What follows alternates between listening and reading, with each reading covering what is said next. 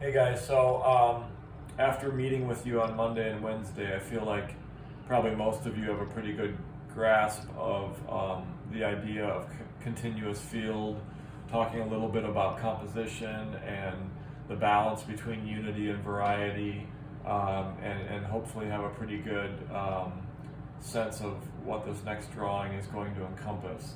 But I wanted to go a little bit deeper into slow contour line drawing and talk a little bit more about it and how to approach it.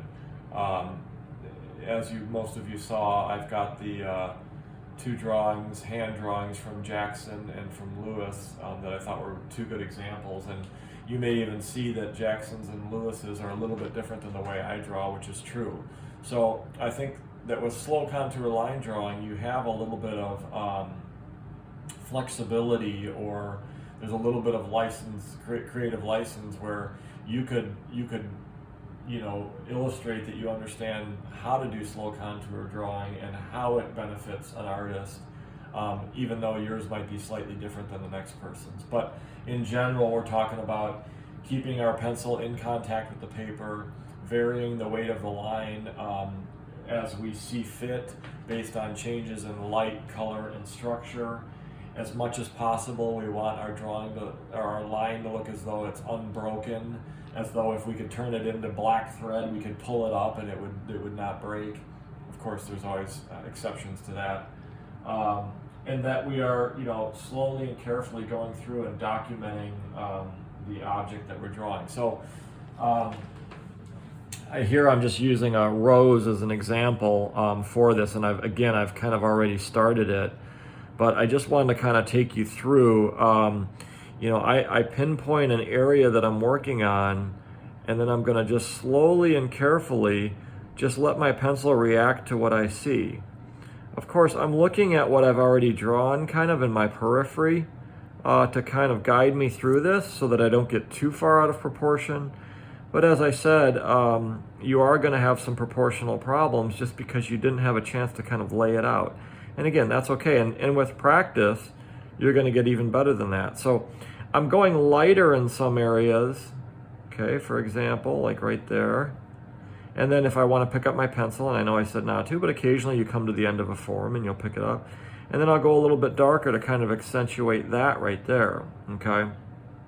Now I go back and I find out where I am on this flower. And then I'm going to come in. I would use a very light line here, but then darker down there. Try not to cross over lines. Okay, now find out where I'm at again. Okay, there I am. I come up here. Now I'm going to go like this. Now I can come down quite a bit darker in here, wrapping that around quite a bit darker,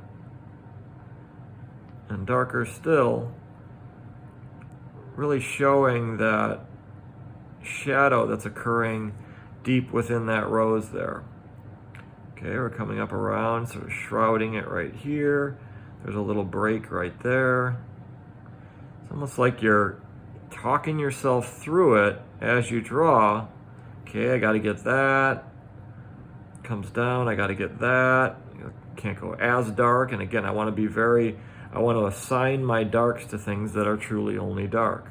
Okay, now if I have to go back into my drawing and sort of reassess where I'm at, I can add a shadow here. All right. I was looking at, as I was getting ready for this thing, that I needed a darker shadow up in here. And again, I can just shop around. I've got this open area right here, and I'm seeing that I forgot a shadow right here. So I can easily put that shadow in just like that. It might even be like a two-tier shadow where there's a slightly darker area. Remember, I can't shade, so I'm just using line to kind of describe some of these areas that probably would normally be shaded, okay?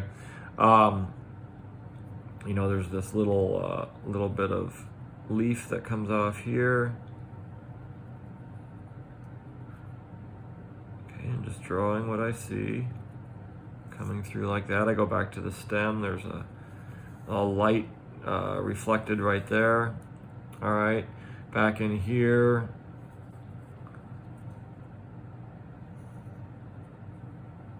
I can always start on that perimeter If you're more comfortable starting with that perimeter, you do that. Okay, get to the end of a form. All right, but eventually, hopefully you're gonna go into that form. And I've got these kind of veins, but I even have some shadows within them. Got another vein there, but it's a little shadow right there. Another down here.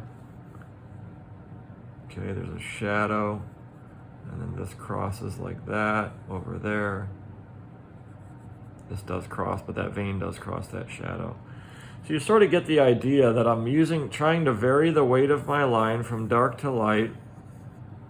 All right, and I'm trying to go through and react to structural changes, changes in light and dark, and then ultimately changes in color too. And I'm trying to use my my weighted line to document that. So that's the essence of slow contour line drawing. So we'll go over this tomorrow in our Zoom. Have a great day.